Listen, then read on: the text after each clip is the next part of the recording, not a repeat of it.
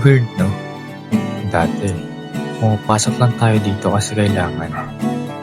Then eventually, this place started feeling like home.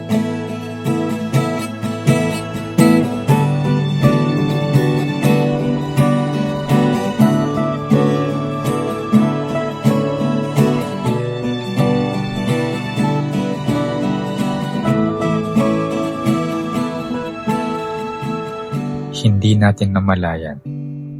Habang busy tayo sa ACADS, sa deadlines, sa kakatawa kasama mga kaibigan, we were already making memories. Yung mga ordinaryong araw, sila pala yung magiging pinaka-mamimiss natin. And one day, marirealize mo na lang na hindi na pala tungkol sa school to. It was about the people, the moments, and the version of ourselves na nabuo natin dito.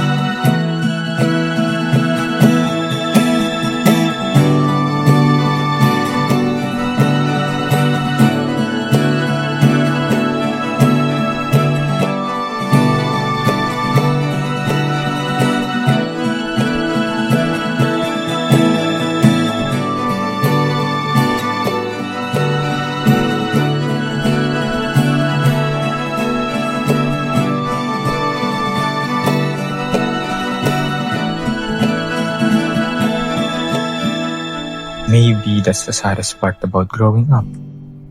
Hindi mo alam na memory na pala siya habang nangyayari. Yeah, before this chapter ends, thank you for becoming part of our story.